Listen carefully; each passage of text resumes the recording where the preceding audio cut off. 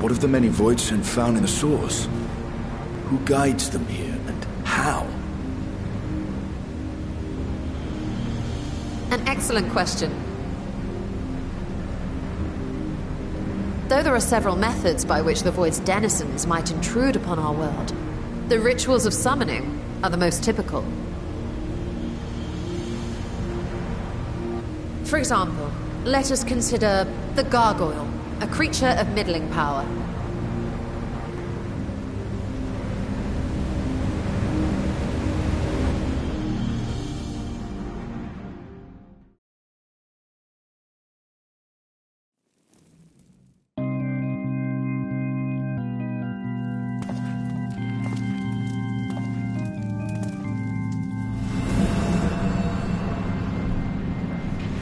To call upon such an entity, the prospective summoner must force open a void gate.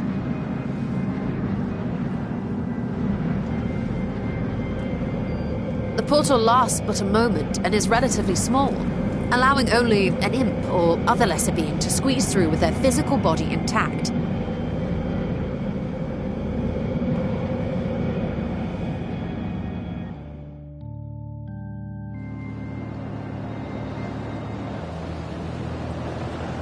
Our more powerful gargoyle, however, is too large for that. Creating a gate big enough for him would require vast amounts of energy, far beyond the reserves of any one mortal practitioner.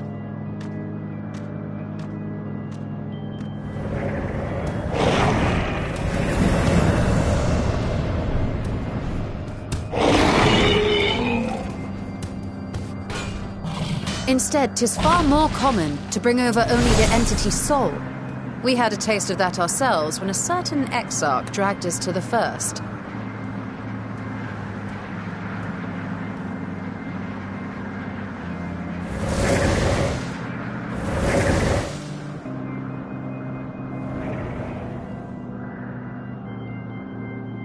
And just as our bodies remained in our world, the Void Sense physical form is left behind in the 13th.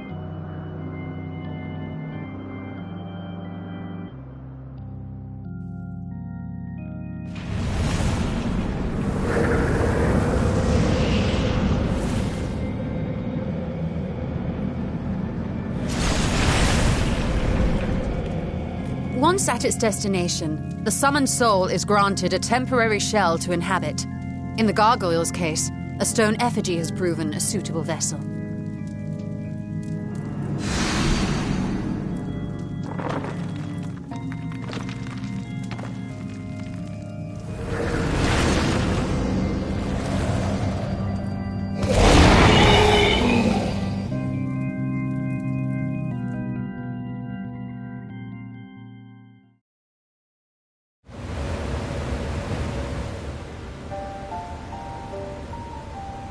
Wait. You said that Voidsent must be called here deliberately by someone in the source, reeled in like a fisherman with his catch. Exactly. For a being to navigate the chaos of the rift, with or without form, there must needs be a guiding agent on the other side.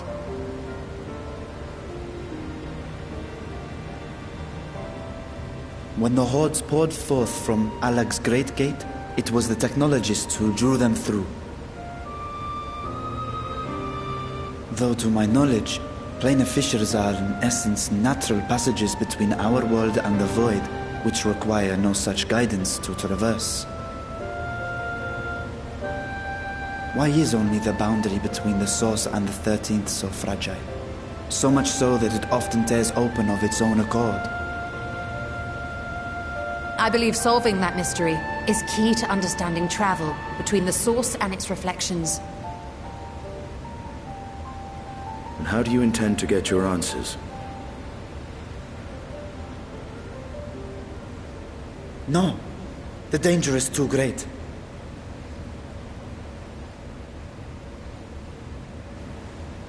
Perhaps. But what some call danger, others think of as adventure.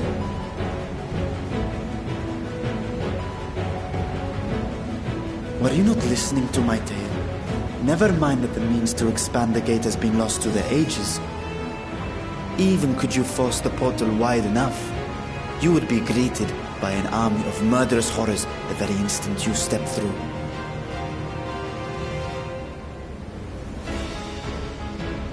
I assure you I was most attentive, and I agree that to go alone would be certain death. But if I were to bring along one who has already braved the 13th and humbled the cloud of darkness, well, I imagine my chances would be much improved.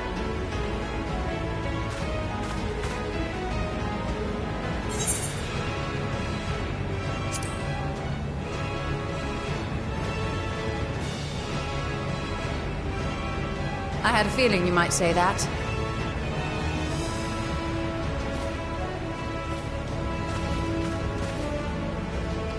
Once again, I put my life in your ever-reliable hands. That said, as much as I would like to march straight back to the Void Gate, there is the small matter of being unable to open it without the Satrap's personal authority.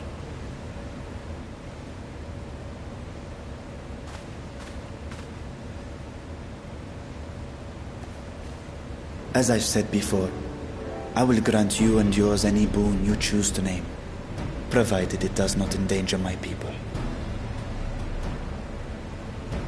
You have my word that we will take every precaution. Not a single void scent will be allowed to threaten Radzatan, assuming we manage to expand the portal in the first place. You have a plan. Actually, I had hoped you might help us with that. I presume the alchemists you retained supplied you with some explanation of their methodology. That they did. House Daymir was overseeing the project. Daymir. Ah, yes. The family associated with the great work.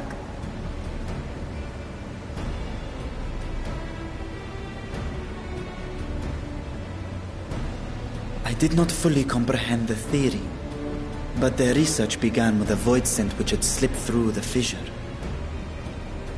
After a thorough examination, they created an arcane simulacrum possessed of similar qualities. A man-made void scent, if you will. It was apparently indispensable in their efforts to enlarge the gate. A man-made void scent?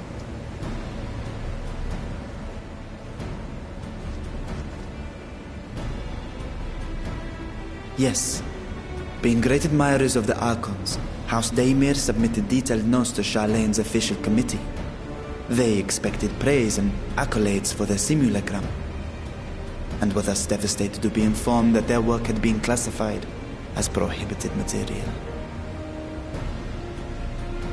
If that's true, then those notes might still be stored in a forbidden archive somewhere.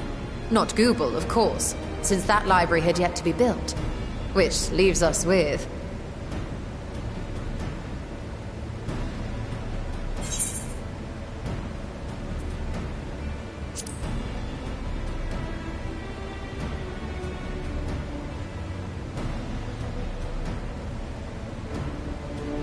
Indeed. Numenon's restricted stacks may very well hold a copy.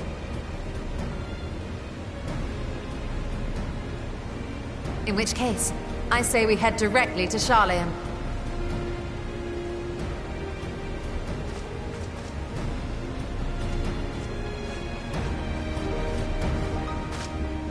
Unless you anticipate needing help to reach the high shelves, I see myself being of little use. Go on ahead.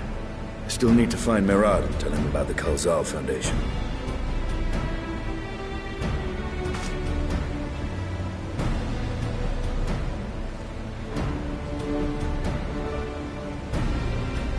Let us be on our way as well.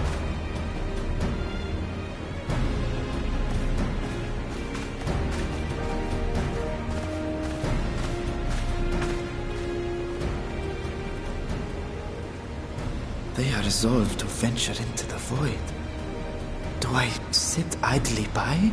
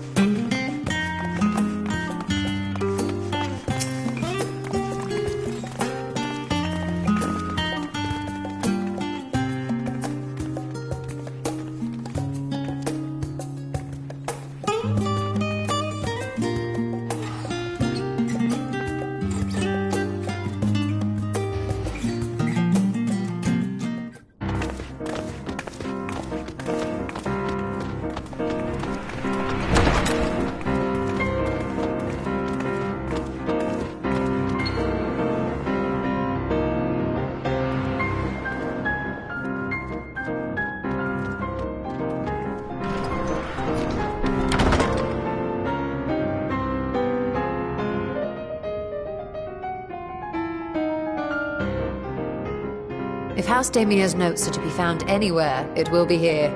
Let us begin.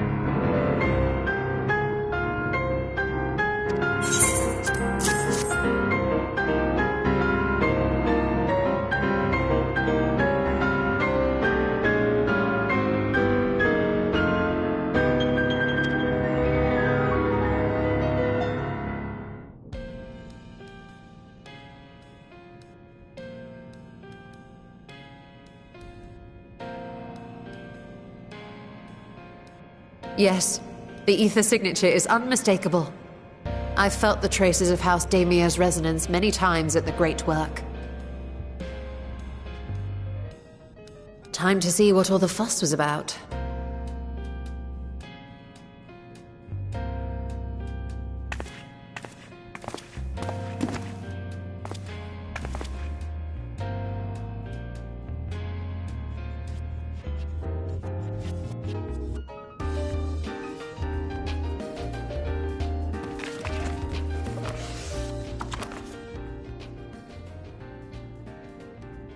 Among the ranks of the Voidsent, there exist entities with the power to call forth their brethren from beyond. The species known as Atomos, however, is uniquely prodigious in this regard.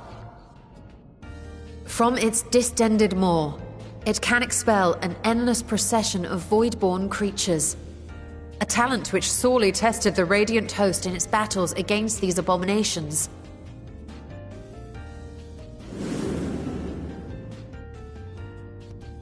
Surmising that the entity itself was acting as a void gate, we endeavored to capture a small specimen and subsequently examine its physiological structure. Our findings reveal that the Atomos had absorbed a planar fissure into its own flesh, which it could expand at will into a functioning gate.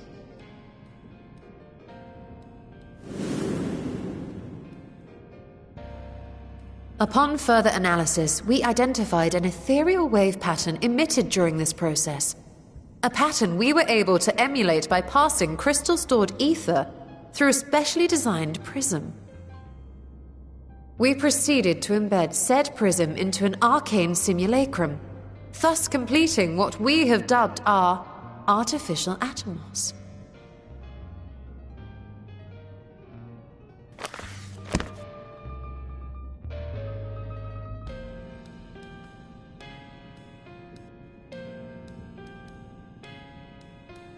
How could I have been so blind to the possibilities? This species, not to mention its ability to summon Voidsent, has been discussed among academics for years now. Just before the advent of the 7th Umbral Calamity, we received reports of Atomos sightings from every corner of Eorzea. Surely you've at least heard the tales.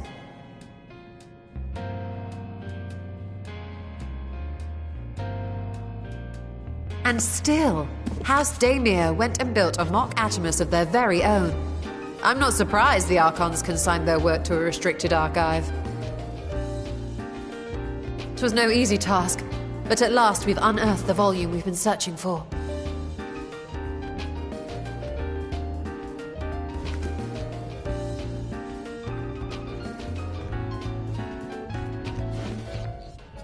I'd be lying if I said I wasn't tempted to stay longer. See what other forbidden titles might be lurking on these shelves. Ah, but that would be abusing the very special privilege we've been granted now, wouldn't it? Better not.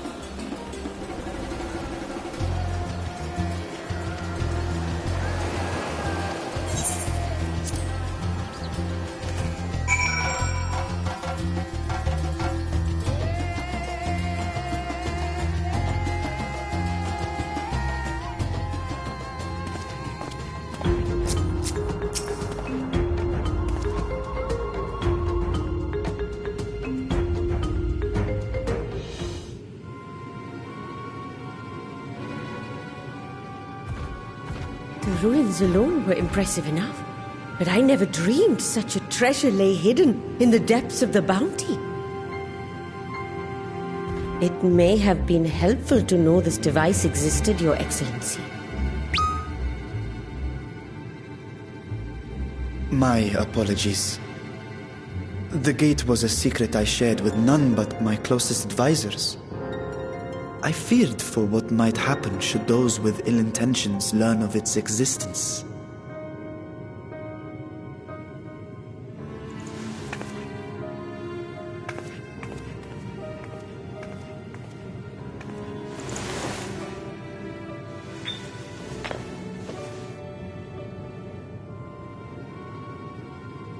What is it you're doing now?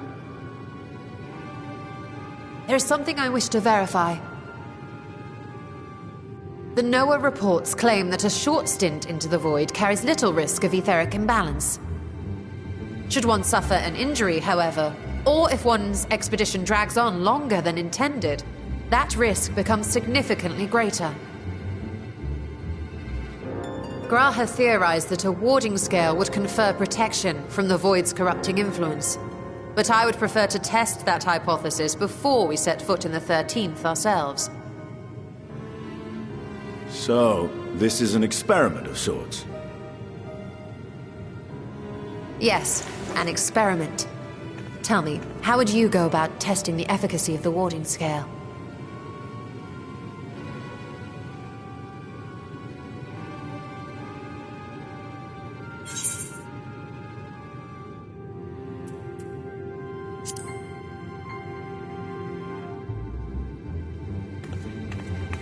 Very good.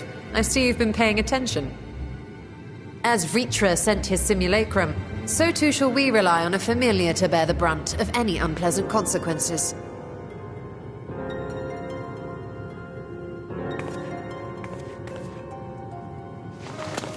Now, a lowly imp can navigate a fissure, no matter how narrow.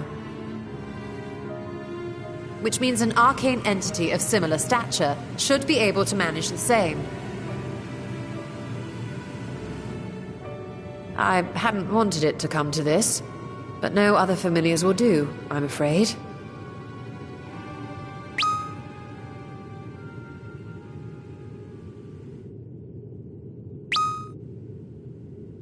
I mislike the sound of that.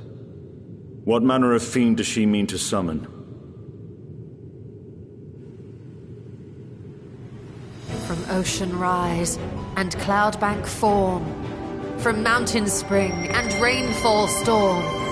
From river flow and life be born.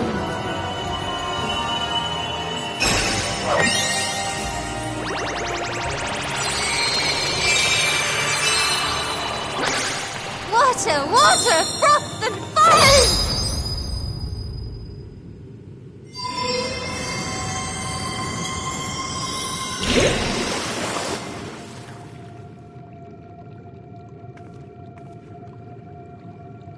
Ready your arms.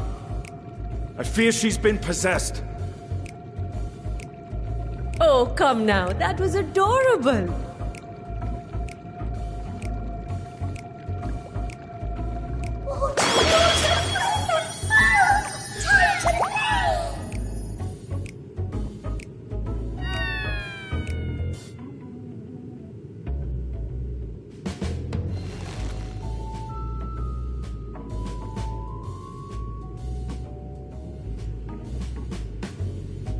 Though not my first choice. These familiars I conceived of as a child have the best chance of fitting through the gate. I only wish my younger self had considered a more dignified ending to the creation ritual.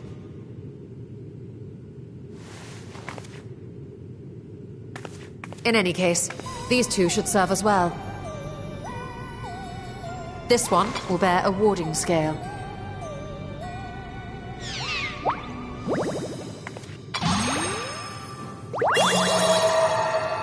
And when they return from the 13th, we can observe how the talisman, or absence thereof, has affected the progress of the Void's corruption.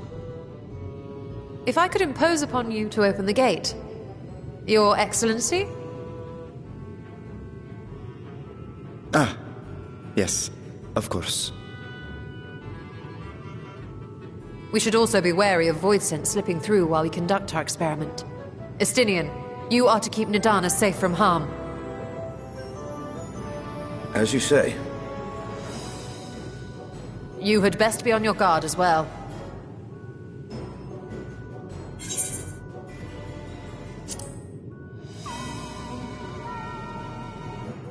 And we are glad for it. Let us begin, shall we?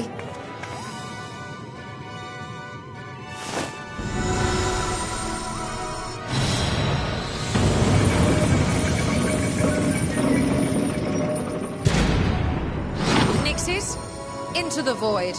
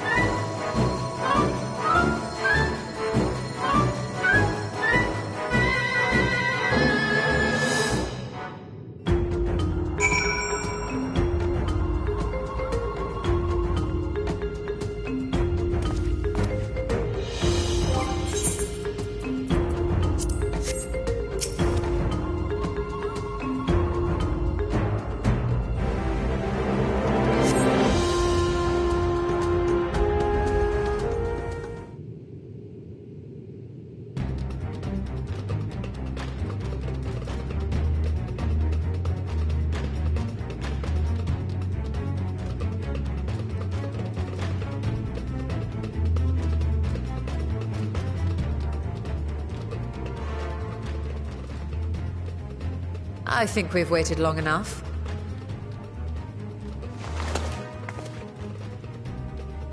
Nixies, return to my side.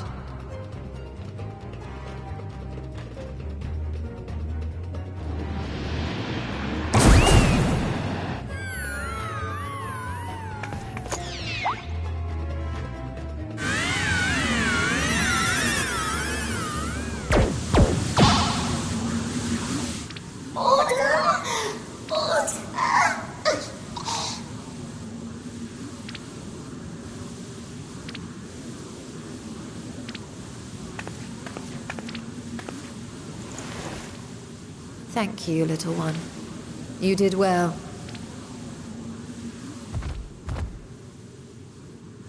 Oh, the poor thing. Its essence has been irrevocably warped.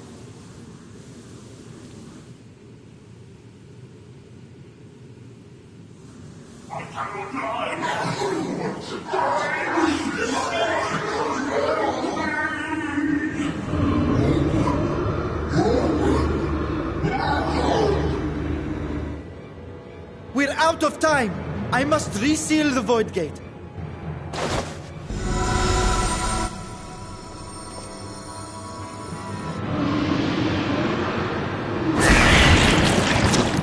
They're coming through!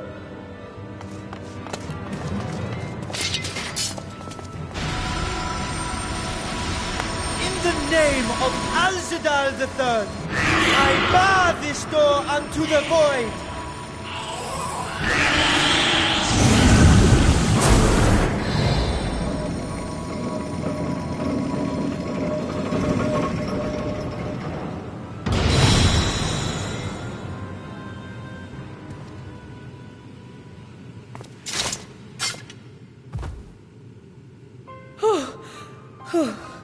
Well, that was a sharp lesson in the dangers of void gates.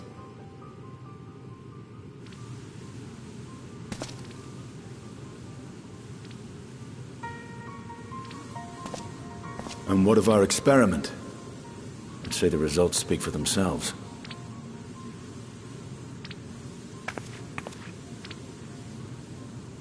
The unprotected Nixie has suffered extensive etheric corruption. As Nidana observed, it's well on its way to becoming a void scent. The one merged with the talisman, however, appears unaffected. I sense no changes to its equilibrium.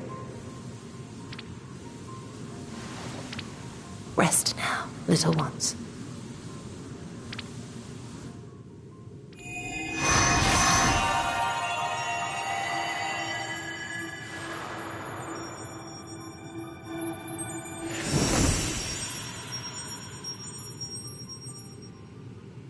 Graha's theory was correct then.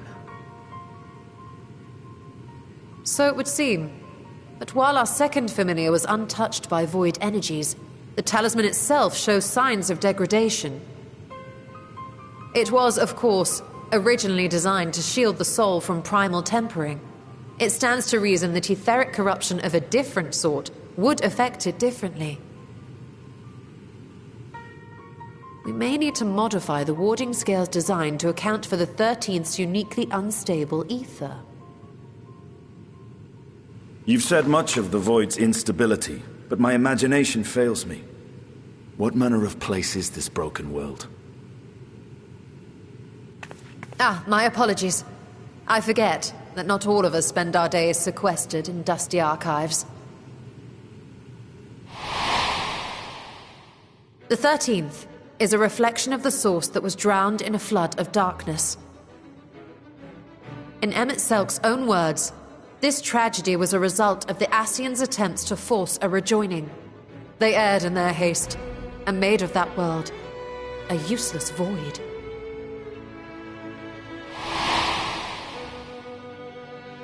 You remember Una Kalhai, the unusual child we met during our troubles with the Warring Triad. He explained the fate of the 13th thus. The champions of that ill-fated world used the stone known as Auracite to contain the power of primals.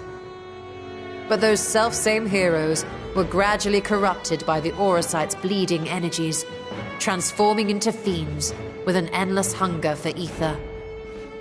By the time anyone thought to oppose them, Light's strength had grown too feeble, and the balance of the 13th tipped into eternal darkness.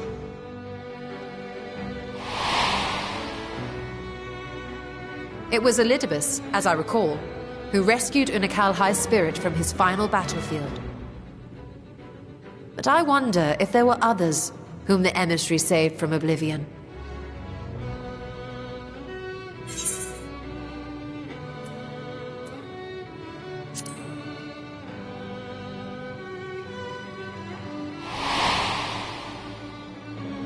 The server, Ciela, wasn't it? And you say she was another of Elidibus's pawns?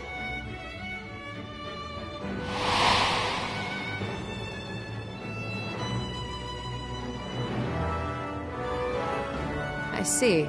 So Ciela, or rather Silva, was beguiled by the same dreams of heroism as Unakalhai. And what of your own experience? Will you tell us of what you observed during Noah's expedition?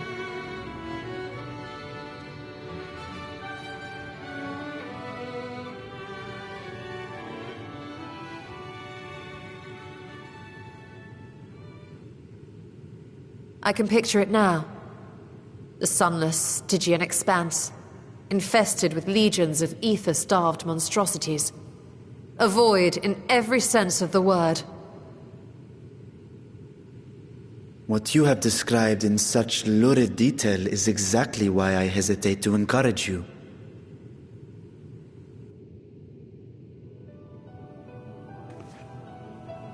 Worry not, great Vritra. Our journey into the 13th is but the first leg of a longer voyage. A voyage that shall lead us to other reflections, to new mysteries and discoveries. And I mean to be there every step of the way.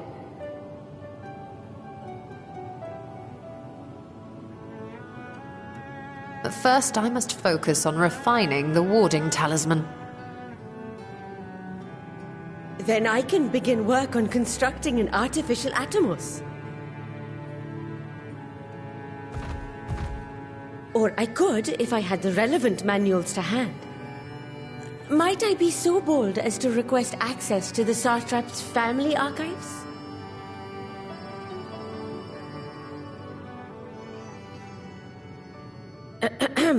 Your Excellency?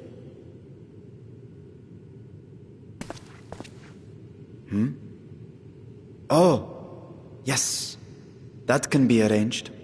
I will speak to my officials upon our return.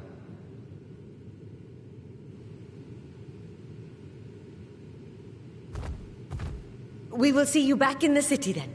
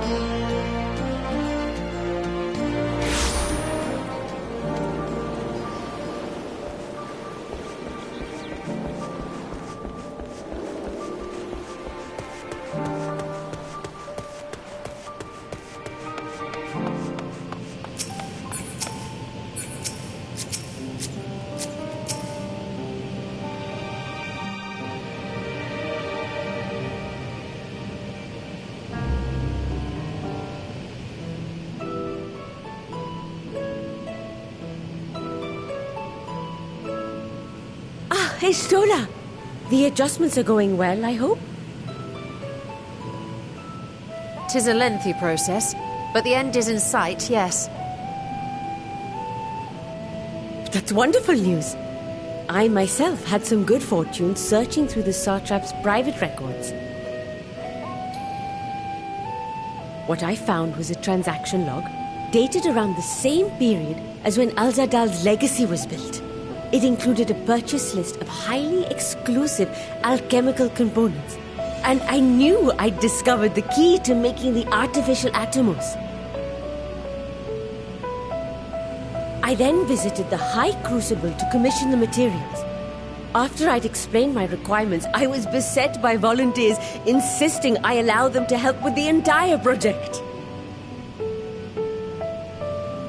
The usual reaction to someone forcing open a void gate is to run for the hills. Harnish academics certainly are a different breed. The alchemists of old were cut from a similar cloth. The unknown held no fear for them. Indeed, they were ever eager to seek new knowledge, regardless of the danger. And were you not also fearless? Heedless even, in your determination?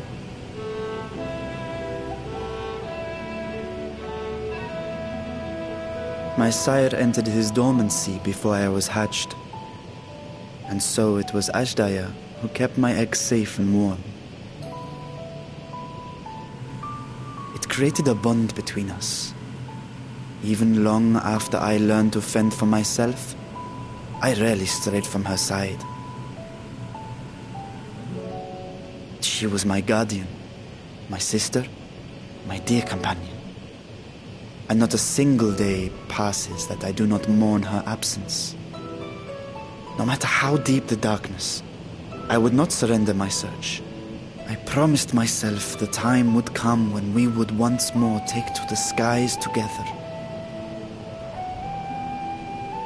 But I am satrap now.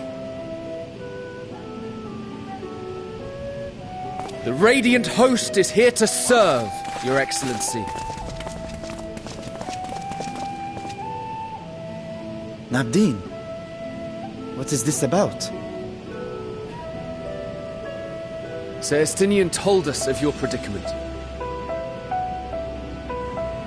For centuries you have protected Rads at Han, never showing your true self, hiding behind a curtain and living only in service to the people.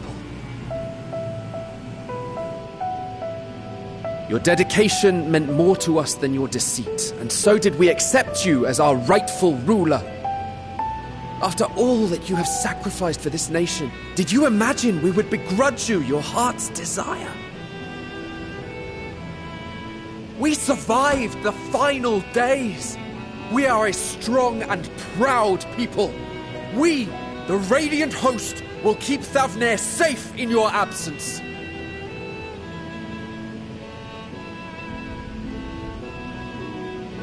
I am grateful for your loyalty and for your encouragement.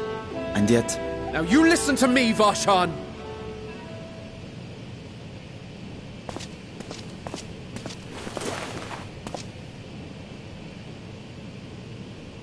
You are wearing that face, after all.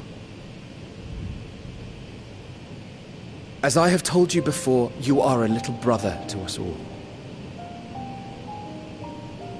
And if you are family, then so too is your sister.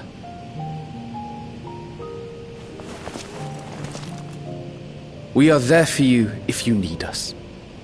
But do not ask us to sit by and watch while you abandon a sibling you have ached to rescue for millennia.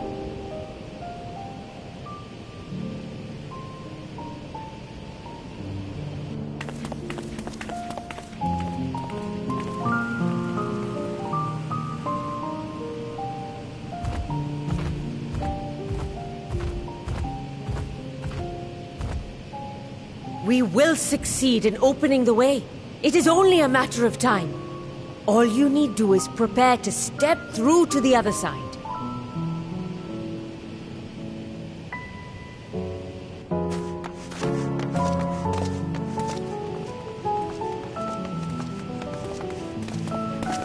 Your Excellency, I wanted to thank you for building the orphanage. It means so much that my sister and I will have a place to be together, safe and happy. And I hope that you and your sister can be together again too.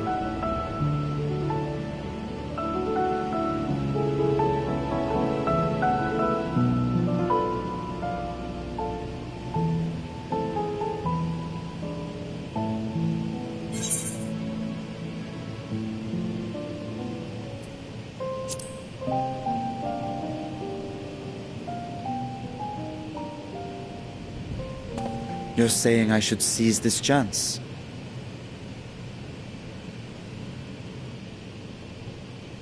Take heart and protect them well. Such were the words I once said to you, and here I stand failing to live up to them. If my heart is torn, I am fit to protect neither Ajdaya nor Radzathan.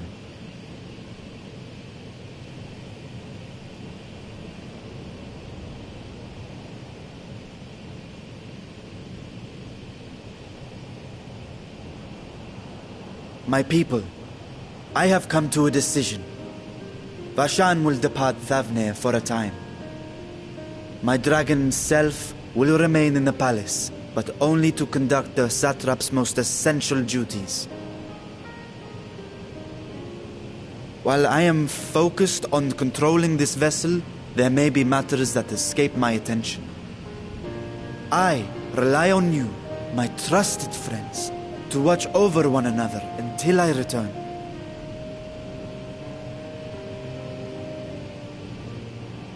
Take care and fair fortune, little brother. Many tears would be shed should you come to harm. I would not dare make you cry.